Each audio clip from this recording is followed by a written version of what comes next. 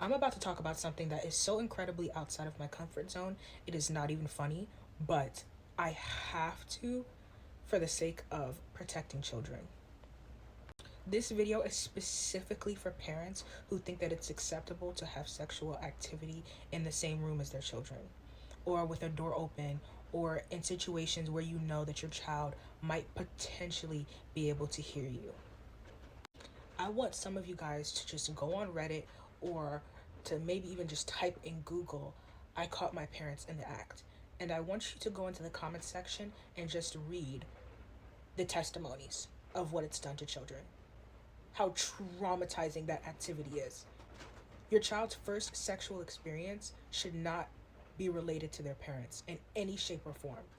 It is incredibly traumatizing. There are people in those comment sections breaking down how they used to hear their parents at night years ago, like 2 decades ago, when they were kids, and now they're 30 and they struggle to be intimate with their partner because they feel a sense of embarrassment as it pertains to it because it was so connected to their parents. I know a lot of people like to laugh it off, but it's disgusting.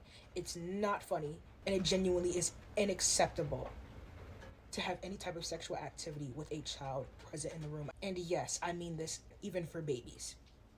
And now I'm a Christian woman, so I'm going to take it a step further, and I'm also going to explain the spiritual effects of having sexual activities that are not covered by God in the presence of children or in the household in general. It just started raining very heavy, but whatever.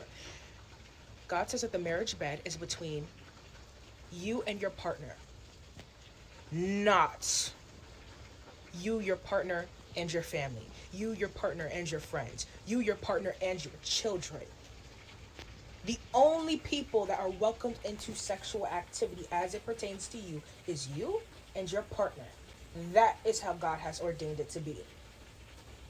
So don't think that just because you're married that it's acceptable. Oh, well, we're a married couple. Oh, well, this is what a husband and a wife do. No.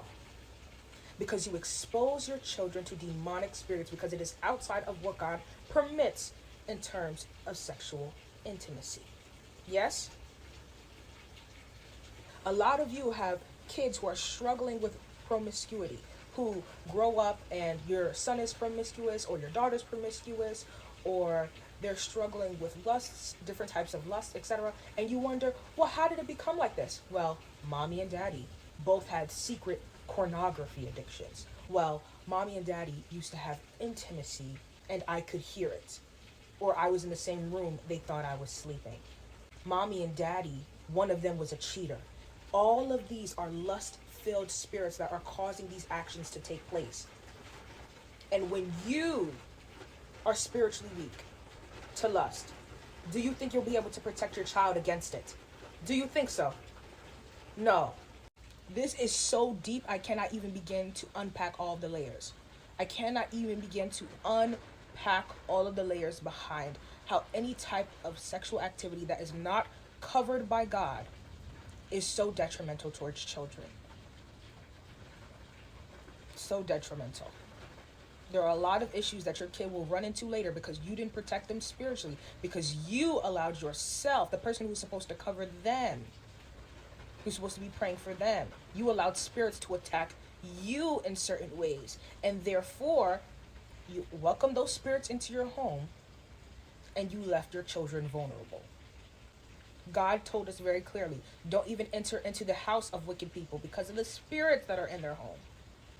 We know this. We know that certain places carry certain presences based off of what people do in those places. So if you allow the enemy to infiltrate your home through sexual spirits, there is a chance that that will carry over onto your child, that they will latch onto your child. And to all my Christian brothers and sisters out there with children who want to try and justify this, I have a question for you. If 5-year-old Timmy walks in on you because you left the door open or because you didn't lock the door, are you going to be able to explain the activity to him? No, right? No. What do you think happens when you don't explain it? If you don't explain it, who will? The enemy. The enemy will give them justification for what happened.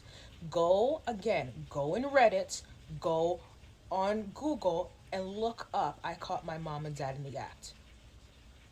You will see people in those comment sections saying, "I used to think up until I got older that my dad was beating up my mom, and so I hated him."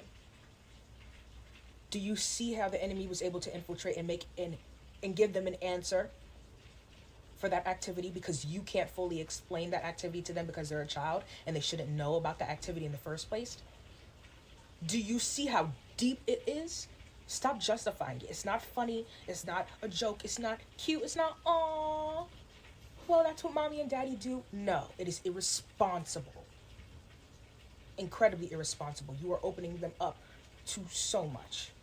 So much. Get that lust under control in the house. And just in general, even if you're not Christian, discipline. Don't traumatize your kids. Simple. There's so many different reasons as to why this shouldn't be something that I should have to say.